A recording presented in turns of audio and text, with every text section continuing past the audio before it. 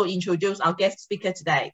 So, tēnā koutou katoa, te he Māori ora, e ngā mana, e ngā reo, e ngā iwi. E rau rangi tira ma tēnā koutou katoa, ko kini toi taku ingoa. Thank you so much. This is a really exciting time and also towards the end of the year. So Geothermal Association is presenting a very special guest speaker here today. So the association has got 450 individual members and 24 corporate members, and we are all coming together to learn more about a very special topic here.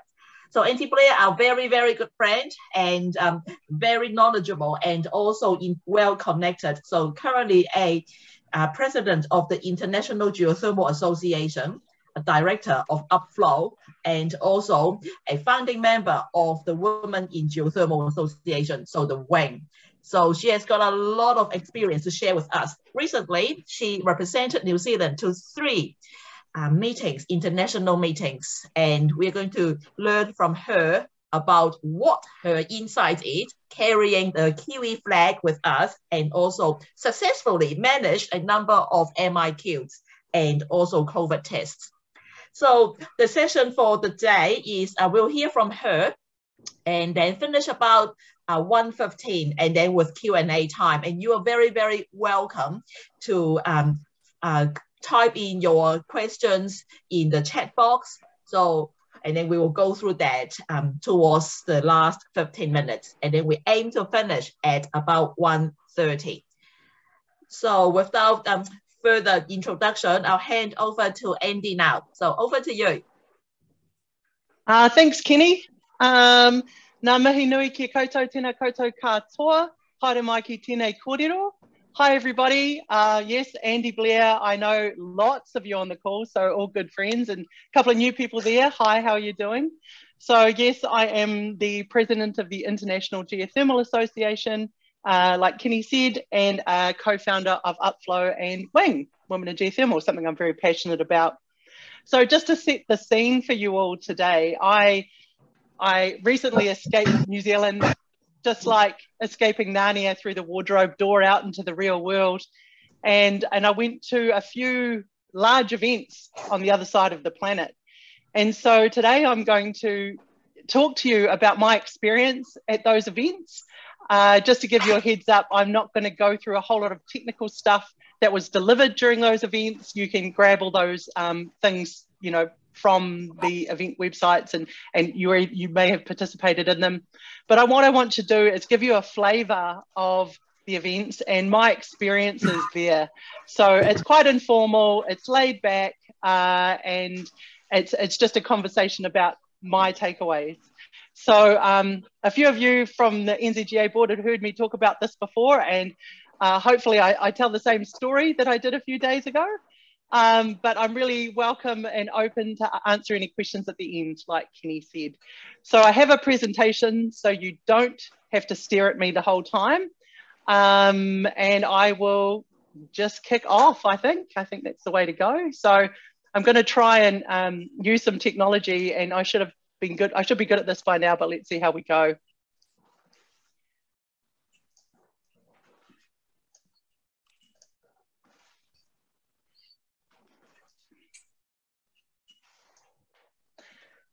And if I could just get one thumbs up to say they can see that, that would make me feel good. Thank you, got 2, that was great. So, let the games begin.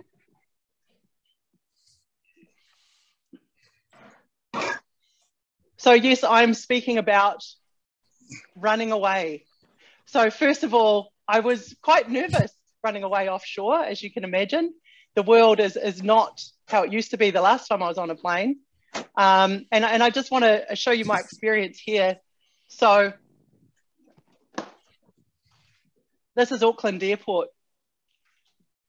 and this is Changi. And anyone who's been in Changi knows this is not how Changi looks. And even this is Heathrow. So it was a pretty bizarre experience being in traveling internationally over into Iceland. Can I just ask that everybody mutes their mics? I can hear some background feedback. Thank you. And so my first destination was Iceland for the World Geothermal Congress. And here we have the steering committee and the organising committee teams for the World Geothermal Congress, aptly named 2020+1 for that extra year. That really helped with the branding of all the materials we already had printed. But I just want to say, you know, this team has got to be the most hopeful, energetic, motivated, I want to say hopeful again, team I've ever worked with. They were amazing. They have been organising this event for 7 years. And, you know, to stick it out and basically get through it was an amazing feat in the conditions that were, you know, we were all living in. You know, the Iceland team led by Bjarni Paulsen here in the middle just kept pushing hard to deliver some cool outputs. So hopefully most of you have had a chance to participate in the event online. On the website, you can still see some of the ceremonies, opening and closing, and some of the materials. So if you didn't get a chance, please go and check it out. This gentleman here, Roland Horn, Dr. Roland Horn from the Stanford Geothermal Program, he has been managing the technical program for WGCs for as long as I've been part of the scene in the last 15 years. And he basically told us before this event, when we started organising this event, he said, "This is my last event, guys. I'm going to retire after this event. So, you know, I'm just going to relax and make it good." And then all of a sudden, pandemic, and he basically organised 5 events in a year. So he went out with a bang and got lots of applause, which he much deserved. And I don't know how we're going to do it without him. So the next WGC is in 2023 in Beijing in China. So not that far away. So one of the best things about being at WGC is we were back with our people. You know, it was so nice. We're an international community. We are really collaborative and open, and it was so nice to be amongst your people again and connect. And those of you who are in the science game get this, you know, finally we're somewhere where your jokes land was really nice. And I just want to talk about the New Zealand presence. Well, I was the only New Zealander that travelled to Iceland. So I was a bit of a freak of nature for other reasons than I usually am. And I was supported by our ambassador a New Zealand ambassador that's in Sweden. So he looks after the Nordic countries, Andrew Jenks. So he flew over, and Andrew and I were basically the Andrew and Andy show representing New Zealand. And so I did a lot of speaking, which happens quite a bit. I don't know why. And so I was up on stage a lot. Then Andrew got up on stage a lot. And then I got back up on stage. And then he got back up on stage. And then Minister Woods sent through an amazing presentation video, which I will share the link to in this chat, and who talks about geothermal and how New Zealand is embracing geothermal and the future of geothermal in New Zealand. So I suggest you watch that one. So in that opening ceremony, we saw that video as well. And then as we were getting closer to the actual event, in-person event itself, the IGA didn't have a great place for their booth. The New Zealand team had put a lot of work into securing this booth space and having a really visible spot. And so we put the two together and the team came up with this fantastic booth, which was really beautiful. And we ended up winning the most popular booth, which is pretty amazing when only 2 of us from New Zealand were there to represent there. But, you know, it just shows the community and how, you know, when you put people together, what cool things can happen. So whilst you all weren't there, you were felt there, and we had a voice. So it was a great experience. Just a couple of high level things. I'm not going to go through all the numbers because they already exist in their papers there. There are about 2,000 registrants for the event, about 1,000 attendees on site, and from 200 countries. And the commentary, you know, everyone was speaking about that we need to focus on that sustainability discussion and being really bold, that we we're too quiet and talk to ourselves. And I think we've heard that a lot through the events I've participated in the last couple of years anyway, that we need to talk outside of ourselves. And we also need to talk about the broader offering of geothermal, not just electricity, because you know, it's not the only thing we can do. We can do so much more for communities and the world. Having 1,000 attendees in one room was quite an experience for me after being locked away in little New Zealand. And when I arrived in Iceland, we went straight at the airport, had to go straight away to get a COVID test at the airport. And if you're vaccinated, you could go out in the world, but had to, wait till you get a result. If you were unvaccinated, you had to go to a quarantine. So ultimately, in all my travels, I had 19 nasal swabs. So I'm a bit of a pro now at the nasal swab arena to travel and attend events. So it was a bit crazy. At the event itself, I wore a mask most of the time. It was optional for people, but we had social distancing and lots of hand sanitizer. It was pretty awkward. And I can just say that nowhere in the world is normal right now. So all of you out there in New Zealand who are like, why can't we be normal like the rest of the world? Well, I'm just letting you know it's not normal. There's nothing normal, but it's okay. One key piece of work that came out of the event, every World Geothermal Congress, we have a declaration. And we had one for Melbourne, we have one for Bali, for every World Geothermal Congress. And basically that declaration talks to the key themes or comments for the world that the organising committee and the host, IGA, consider are important to talk to or were relevant as part of the conversation during that event. And in the Reykjavik Declaration, which I'll put a link in the chat for this document as well, talks to how sustainable geothermal delivers greater benefits than electricity, that we need everybody to work together, and that we can help support those UN Sustainable Development Goals. And then some recommendations for groups out there, governments and others, that we need to support the collation and sharing of data and information, and we need more of that. And that we must incentivize sustainability, and that we need to do better at communication. So that was the sort of feeling that we had and the commentary that we're sharing with the world. Now, I can't leave talking about WGC without talking about the events, because the social side of WGC is always fun. If you've seen a geologist on a dance floor, they get into it. So just on the left is Perlan, and that was where the final conference dinner was held. And it's, 5 stories of, there's a interactive geothermal section where you can walk through, and they've even got like ice caves that they've created, ice caves that you can walk through, and you put jackets on and go through, and it's such a beautiful spot. And it was a black tie event. James Bond was the theme, and it was pretty spectacular. But I think the key, and I'm super biased, so disclaimer, I think the best event was the wing event, and it was a battle of the bands. Just on the right hand side, that's the image. That's Anne Robinson Tate up there leading the way. And basically people were invited from around the world from geothermal sector to get up and sing a song or play music or, do something. And it was a fantastic night. So don't worry, guys, I represented us really well at this event. But I did get out before it got too COVID-y. So that's the World Geothermal Congress, and I'll answer some questions when we get to the end if you have any questions about that event.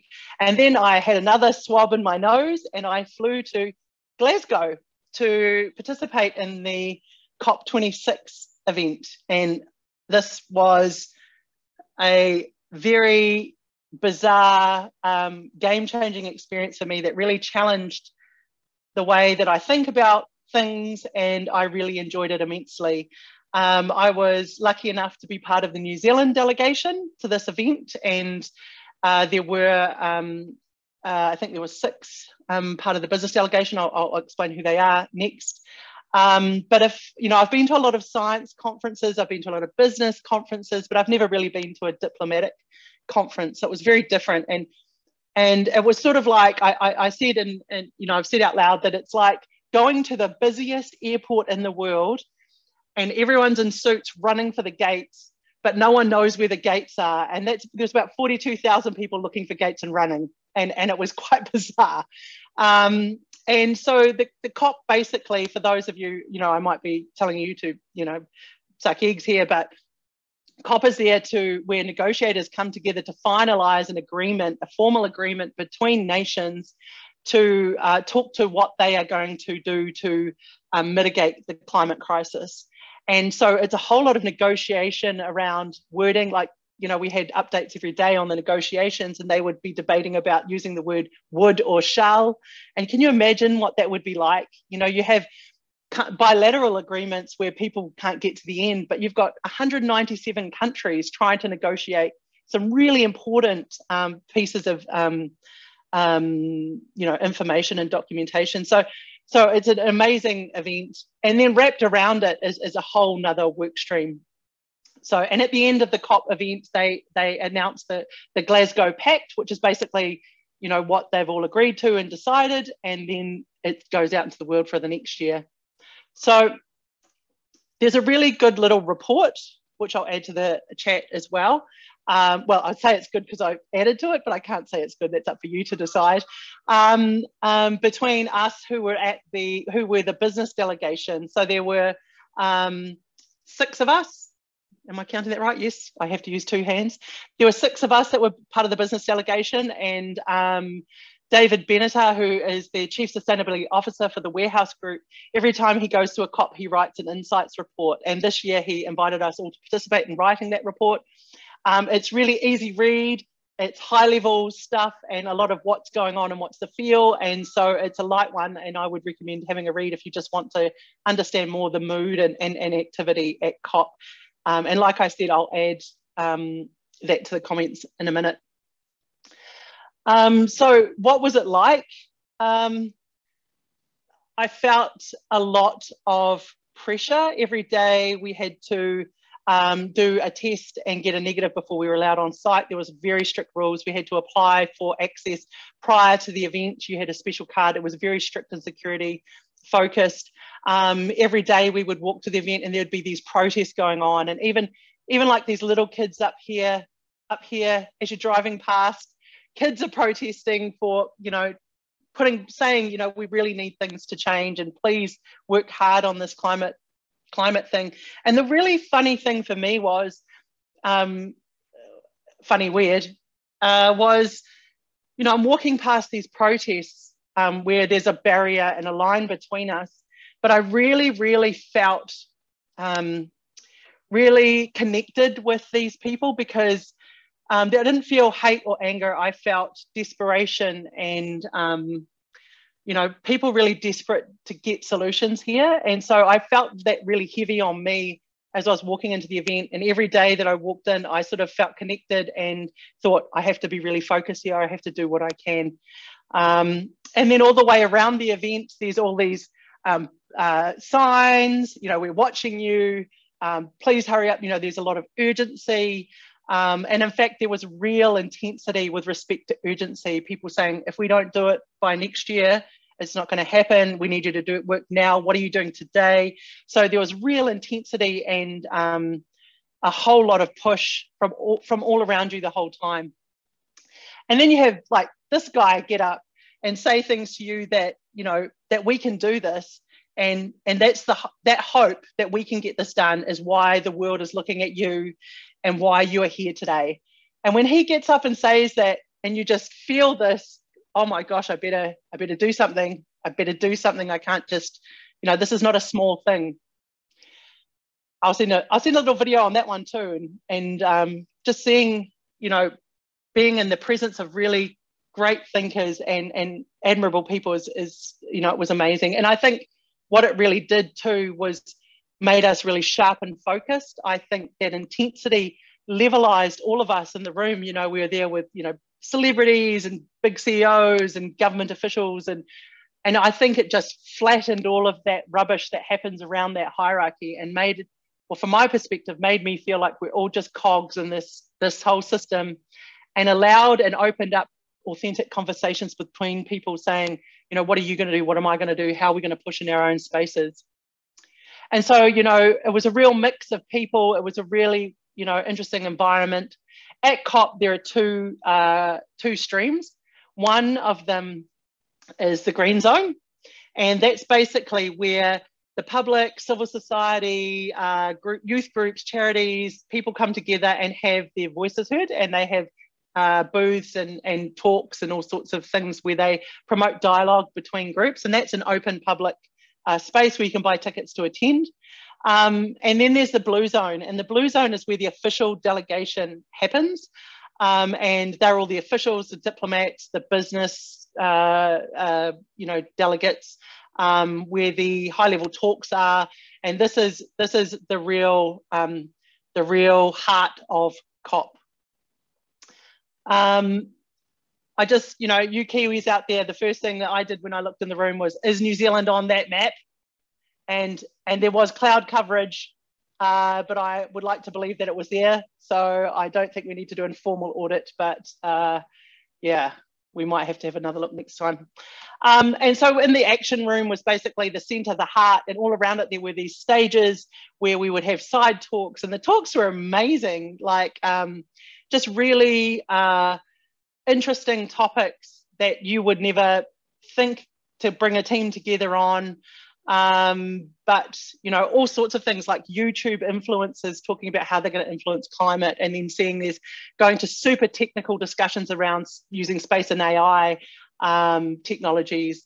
And there are a number of rooms where we went to break off and have discussions and hear talks. And then there were the massive plenary rooms where the more higher level speakers were participating and giving their thoughts. And that's just to officially say, look, I was there. But, it was quite bizarre to sit there. And if you look just here, so that's Bill Gates, and there's Joe Biden, and there's my mate Hala from Iceland. And it was quite weird to be in this environment where I'm sitting there thinking, oh my God, this is a big deal, and there's a lot to do. And, we're all just people doing our best. So it was quite an experience to be part of that.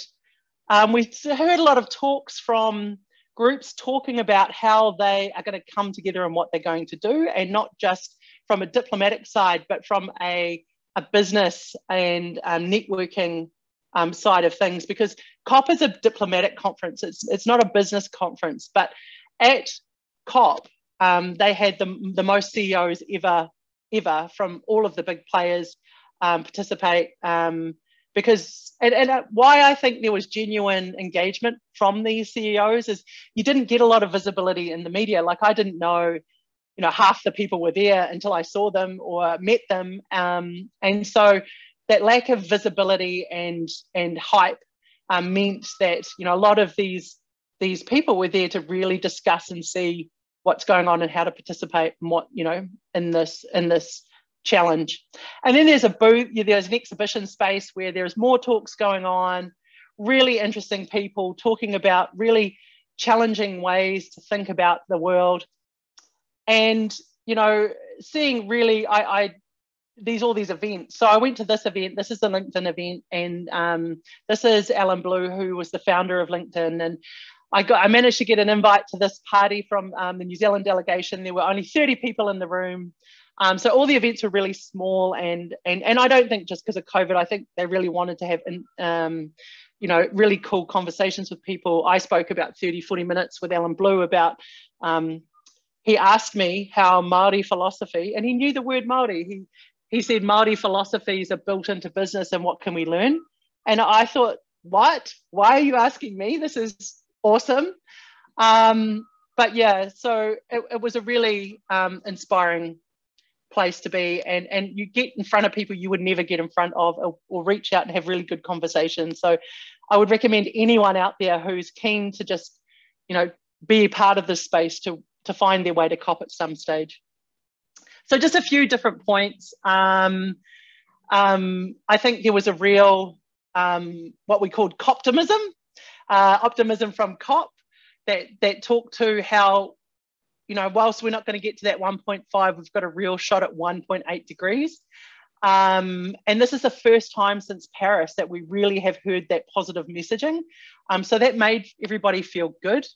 It was a real roller coaster of emotions every day. Like we were there, 8 o'clock in the morning till, 9, 10 o'clock at night, every day for 2 weeks. It was very intense.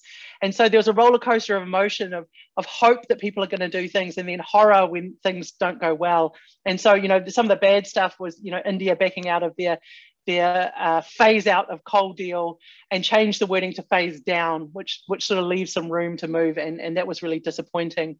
One of the coolest things, I think, was when the US and China made a public joint announcement how they're going to cooperate on climate change. And that was a real surprise to people. We were all really shocked.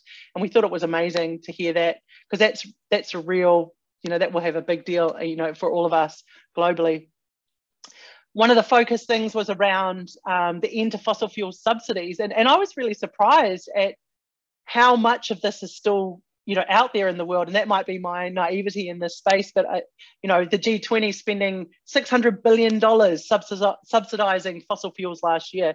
And so a real push, and our Kiwi team were really strong on this too. And actually our Kiwi team for negotiators, oh my God, they were so impressive. If you think, New Zealand, we're a small country, we don't have much leverage. We don't have money or things, but man, we are strong in the negotiating tables. We are open and honest. We pull people together and we push. And I was really proud to, be part of a New Zealand team that did so much at COP. And if you ever meet any, give them a high five, because they're awesome.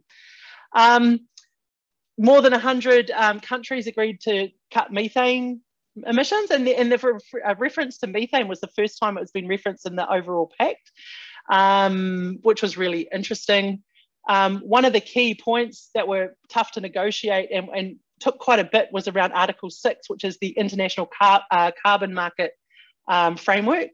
And we got that was approved at this event, which was, is a really strong platform for us to move forward into that carbon trading space. The race to zero, we hear cool pledges like the race to zero, which is the UN sponsored campaign, aim to reaching 750 gigawatts of renewables by 2030. That's a lot.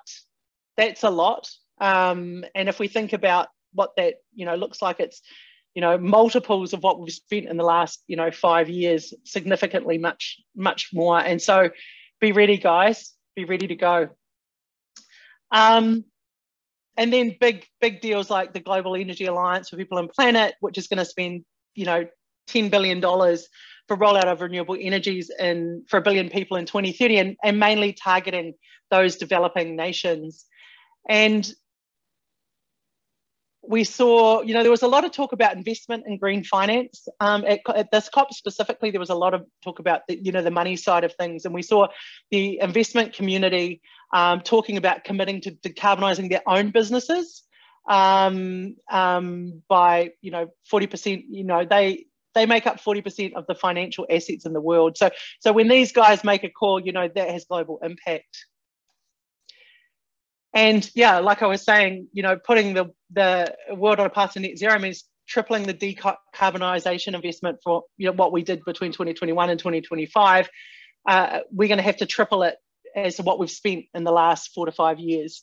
So this for me was there was a lot of discussion about, we can't just do what we've done, because these are significant changes. The structures that we have can't hold up with this kind of pressure. We can't just do what we've done in the past. Hydrogen was seen as the unicorn. So everyone's talking about hydrogen as it's going to shine the way. There was a lot of detachment from the hydrogen and the energy required for hydrogen. While they talked about green, they didn't really get into much detail around that. And so, you've got to be a bit wary about what that looks like going forward. And like I said, there were more CEOs at this event than ever. And it was the CEOs got together and had this real discussion about, well, from a diplomatic, governments get together and they create barriers and can provide catalysts, but business is the place where things get done. And so if we could pull them together and have some corporate determined contributions, not just the national ones, and we can get them together and talk, imagine sort of impact of that work. So they've started to talk about a new global framework for companies that can say what they're going to do towards climate change and hold them to account. So that's a really exciting development. And then the retail group, all the big guns were there, Best Buy, IKEA, Walmart, talking about working together to minimize their greenhouse gas emissions, and you know they can have serious impact. So just some big comments there. There's a lot more out there, but just some high level things for me that I thought would be interesting. The big takeaways for me personally is that we need to get on with it. We need to halve our emissions by 2030, and in order to achieve net zero by 2050 at the latest, that means don't wait till June next year to think about it. We need to think about it now. Think about it over Christmas if you could, and if you could solve it and share it, that would be a great thing. One point that was really made really strongly at the event was, this is not an environmental crisis, it's a human crisis. So the planet will live on without us, guys. I know it's no big secret, but just, the planet will live on, but we want to live on this planet. And so it's people that are suffering right now. It is people who are bearing the brunt of this climate crisis are not the ones that are contributing the most to it. And so we have to bring everybody with us into this new space. And so there was a lot of discussion about investment and expense and how do we take people with us and the execution of that. I think one of the key things for me is that we can't just do more of the same. We need to break those existing frameworks of how we do things. And what I mean by that is our regulatory system, our financial models and the way that money flows. We need an exponential change and disruption in our current practices and processes in order to facilitate a really big mind shift and operational shift. We need something similar to the digital age transformation to go on. And saying that, one of the key things that came up in the discussion around energy was, the wind guys got up, the solar guys, all the renewables got up and spoke, and one key thing came up every time, and that was around the regulatory space. And that was, the guy, the CEO from the Wind Global Council said, we thought we were awesome when we got to the cheapest energy space, and then we realized it's not actually about that it's actually about the barriers to getting projects up and running, and that sits in the regulatory space. And if it takes 6 to 10 years to get projects up and going, we are not going to get where we need to go. So where's the innovation in regulatory? Where is the investment in tools and people? And it's not about hurrying up good decisions, it's about the processing and investment and making it happen faster, because we need human outcomes, so it needs to be thoughtful, but it needs to happen quicker if we want to get where we want to go. There's no silver bullet, and I think that's a really key thing, is that not one of these solutions are going to save it. There is not one solution, and what we have to do is everything. We have to do everything imperfectly. We have to be where we are and look around and see how we can influence things. So if you are a hirer of people, hirer, I don't know if it doesn't sound good, recruiter of people, or if you are in charge of procurement for your organization, if you are in charge of procurement for your home, you need to push everywhere you are and ask questions. If you have key suppliers, what's in their contracts about how they operate, in this space? What are the things that you can do? We all need to be where we are and push as hard as we can to influence, because we can't be perfect. We just need to get going, and then we'll get perfection on the way. But we can't wait and sit there and try and figure out perfection and then start, because it's going to be too late. And I think, the really cool thing is, and I'm naturally an optimistic person, because what's the other option? And we have to do this, but also we can do this. We've seen humans, even recently in this pandemic, coming up with vaccines and treatments and all sorts of stuff. And so we know when we're focused and we come together and we push, we can get solutions. And I feel very strongly that that we can get this done if we all lean in and do the bits where we are. If you're a CEO and you need to ask how your teams, how you're going to get to net zero, and don't wait till the end of next year. We need all of government, all of business, all of society to be resourced effectively to meet the magnitude of the challenge that's ahead of us. But I'm willing to go, so hopefully I see you guys all in the trenches getting in there as well. And one other thing that I was really, this sort of sat with me and has stuck with me a little bit is this woman in the middle here. She is the mayor of Freetown from Sierra Leone, and she said something which really stuck with me, which is we're not starting from the same place. And you know, I turn up from New Zealand, and I come from this privileged little universe where we're just fat lambs in the paddock, quite, you know, when we look at some of the struggles that others have in this space. And it makes me think about, you know, we can't just sit here and come up with solutions that just represent our space, that we actually need to lean in and support some of these other nations that aren't starting from where we are. And then finally, you know, there was a lot of talk about different business models, about the true cost of operation, about environmental, social, and other factors, and thinking about those as whole operational models. And as I'm sitting there hearing all these, you know, people stand up and say, we need to put environment at the top and we need to put social at the top. And I was thinking, I already know people who do this, and Māori do this, you know, and Te Ao Māori, you know, the economic stuff sits at the bottom. It's got to happen and it's got to be good. But the debate happens around environmental, social and cultural outcomes, and the real focus is put on that. And I'm thinking those models of thinking and operating already exist. And maybe we're heading back to where Māori operating in a commercial space are giving us signals and teaching us lessons that maybe we need to listen to. And, you know, I think that was a really key realization for me. I think I'm probably running out of time. I'm not. Wow. So finally I had another jab in the face, and then I went to The Hague in the Netherlands, where the International Geothermal Association is setting up their head office. And so I went to meet people there and discuss, you know, our operation. Just a couple of high things from there. We're working on a global project around valuing geothermal, looking at those broader benefits that geothermal have, coming up with some key messaging and deployment of that messaging with some of our global partners. We are creating a $50 million social impact fund, whereby some of the large banks are giving us some funding to invest in places where it's harder to invest, those small projects that have social outcomes that we can do, like direct use projects or other things where we can direct some funds to have some really strong social impacts. We're really excited about this fund. You know, we're having lots of discussion with the oil and gas sector, as I'm sure you all are. And my approach to this is you can either shy away and watch the tidal wave happen, or have brave conversations and be part of a cultural change. And I think if we can marry up the interest from oil and gas into being part of geothermal and being in the geothermal space, and then providing guidance from our side and putting that together, I think we get some really positive outcomes for the world.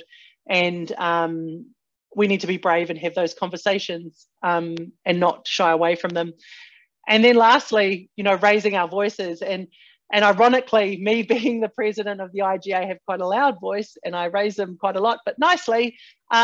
We need to be more bold. You know, we're challenging everyone to, you know, in the next 12 months, go and speak at an event outside of the geothermal sector and talk about geothermal. So I challenge you all to do that in the next 12 months. And please share it with the NZGA and the team, because I'm sure they want to hear about it and help amplify your voices out there in the world. So that was my country stuff. I got back on a plane. I played the best game of dodgeball in the world. I did not get COVID. I had a very positive experience in MIQ. It was down to 7 days. I won the MIQ lottery. I stayed at the Stanford Plaza. They're doing a fantastic job in those places under trying conditions. And it felt really good to come home because, just so you know, New Zealand is the best place in the world to be right now. And whilst I was out there and had a great time, I'm really happy to be back home in Aotearoa. So, thanks for listening to me. I felt like I just gave some, you know, verbal commentary on my great trip and my holiday snaps that you've watched. But I'm happy to take some questions, and I'm really interested to hear some of your thoughts. So thanks, Kenny. Thank you, Andy. That is exceptional. Really, really cool. So the Q&A session is now opened, and I welcome you all to type in your question or just put your hand up so that we can see you, and then we can then facilitate the questions. So start from me, Andy. So you've spoken to many people and also different groups as well. Which one is the coolest conversation that you had? It's tough. So we'll just have a look at the list of people so I can tell everyone whoever was there was cool. I think just the actual challenging my brain about how I think about the world at COP. There were so many, just came at me so much that I actually need some time to find my position. Just hearing some of these young people, some of these brave people from some of those really developing nations that are really struggling, you know, holding us to account and being really strong and saying, get on with it. I can't really, you know, there's you know, tens of those. My discussion with Alan Blue was really cool. I really liked that he knew about those philosophies in Māori and really was having a genuine conversation. Yeah, you know, there's so many. Sorry, Kenny, that's not really your answer, but. Okay, yeah. Thank you. So Cecile has a question. So was geothermal talked about at COP26? Not enough. It was spoken about very lightly, if at all, but we were included in the renewables space, and that was a question someone asked me the other day. We didn't have the sort of pushback that some commentary has had around the place. We were definitely part of the renewables camp, and we were a green and a broad offering for communities, but we definitely weren't loud enough. And we absolutely have to be stronger and speak more and take some space. Especially because we all offer such a broader offering around community and all those things they were talking into, we can truly offer solutions. So yes, Cecile, sorry, not enough, but to me it just wound me up and makes me want to do more, so watch out. And from the Aotearoa point of view, and I'm sure that we all have very similar conversations in the office, so there are a lot of opportunities. Where do you see we play in the global stage? From a geothermal perspective, yeah. or just, I think, you know, we still have such a great brand out in the world. People still see us as honest and open operators, that we tell the truth, that, you know, we're good grafters when we're part of projects. We always have the door open. So I think our brand is still really strong in the geothermal space. We're very visible. You know, some of the commentary and some of the presentations at WGC, you know, it was really impressive coming from Kiwis, and we still participate and lean in. So I think that we're still strong out there. I think that it's tough being so far away from markets, but everybody is. So, you know, everyone's having this experience. Okay, yeah. So Sophie has a question. Hi, Sophie. So her question is that what can we do to increase the visibility of geothermal in Aotearoa and get more people aware of these fantastic broader opportunities? Yeah, I would say take monies you were going to spend to be at geothermal events and go, oh, I shouldn't say that out loud.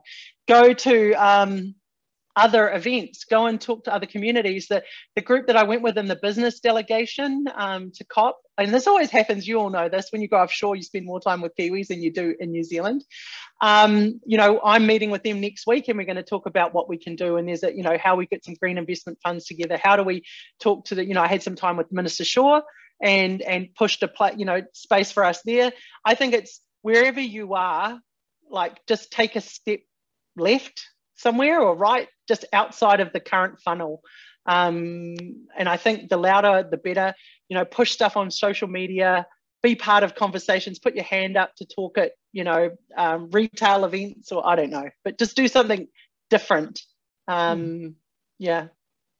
Okay. So Niall also has a question. So she said that it's great that you touched on the regulatory barriers.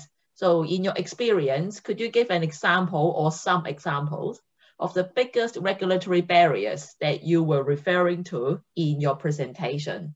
And in particular, are there any barriers specifically for developing country? I think a couple of the barriers in New Zealand, in my experience, are absolutely the time it takes to process consent applications. We're lucky we've got a whole lot of generators who are really competent and operators in the space that are very good at their consenting processes and get them done pretty quickly. But the actual time from zero to build and operate is a long time if you're looking at large investment and investment. You know, we're trying to attract investment from other places in the spaces. So reducing that time, getting projects up quicker. I think also, you know, which I don't know how to get around, but being unable to pre-approve investment and concept through our current consenting process means that other investors shy away from, you know, some big investments here. So, you know, they have to spend a lot of money before they know if there's going to be anywhere, you know, they will be consented. Whereas in other investment spaces, they can look and put their money in more less risky, you know, even just in the process spaces. I think New Zealand has a really good thoughtful way around, and I'm talking outside of the timing and outside of those things. We do a good job of having, you know, our peer review panels are such a fantastic thing that people really admire overseas because it's such a smart thing to do. I think that we're really good at how we value different aspects of geothermal, so tourism as well as commercial, as well as, you know, cultural significance. So, you know, there are key elements of our regulatory space which are world leading, and we can share with the world and continue to do so. But there are also spaces where we can improve. We're definitely not where we could be. And I hope that we keep moving in that space. Okay. Any particular example that you can share with us, or from the developing country perspective? Oh, well, so like in Chile, they really struggled. They had a whole lot of operators there trying to get projects up in Chile, but because the lack of understanding around the need to be able to be agile and move with development as you're building projects, you know, you learn and iterate and move, which we do here in New Zealand. They were more structured and said, well, where's your well pad going to be? What size is it going to be? And you know, this is some time ago, a few years ago, and you know, being that prescriptive actually could be harmful to sustainable outcomes. And the lack of understanding around geothermal space needing to learn and grow and move as you go really halted a whole lot of stuff, because also in that process, if you said that's where you were going to put the place, you had to put it there or you'd get in trouble. So that, you know, you can see examples like that all the way around the world where they don't understand our market and how we need to operate, and therefore try and just copy and paste other markets like mining or other spaces and think it'll work here. And I think that's a real problem in lots of places. Okay, so it's not one size fits all. No. Okay. Hello, Ed. So Ed's question is that how do we respond to some of the criticism or comments that CO2 emissions are generated from geothermal? Yeah, I mean, that's a current conversation, and it's you know, the first thing that I say is, well, geothermal fields have natural CO2 emissions anyway. So it's understanding the difference between natural emissions and human-made emissions. And I think, you know, we're trying to learn a lot more about natural state versus operational state. And all the way around the world, there's all sorts of arguments going on in this space.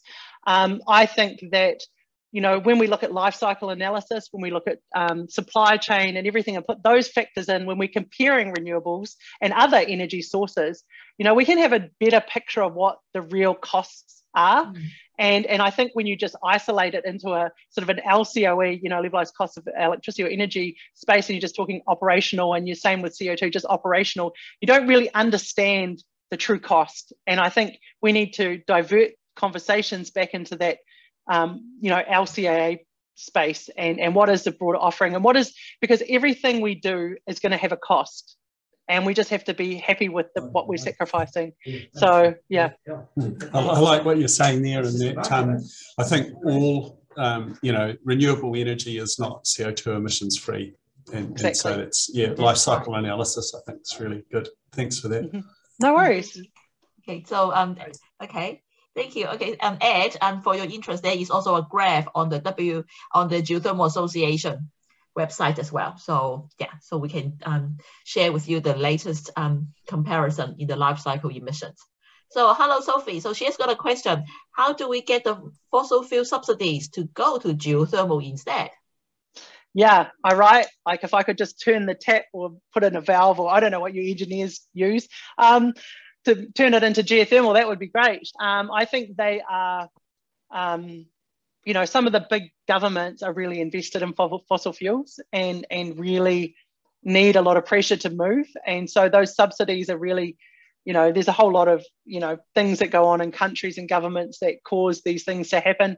I am heartened by, you know, hearing China and the US say we're moving together, we're getting out of this, and seeing that, you know, the size of investment that groups like the US are looking at putting in renewables. So whilst we can't just, you know, cut and change, which would be my preferred option, we can generally see the Titanic moving, and it's just how fast we can turn it and push on it. So I would say, you know, keep pushing on governments, keep pushing on, you know, because people in government are elected by people and they listen to loud voices. So be really loud.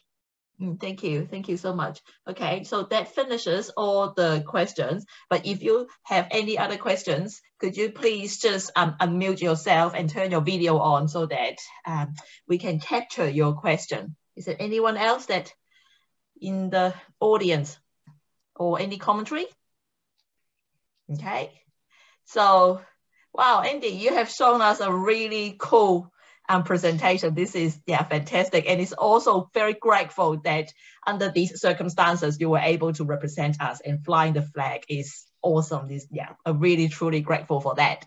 So that finishes the NZGA webinar. So heads up, 2022, we will be doing a lot more of these. So Jess and I, behind the scene, we are doing all the roster. If you are interested to be one of our speaker, please reach out. We want to hear from you. We want to know that how your view or your knowledge could be shared with the community, not just geothermal community, but with, and especially how we see the alignment, how we see some of the challenges ahead of us.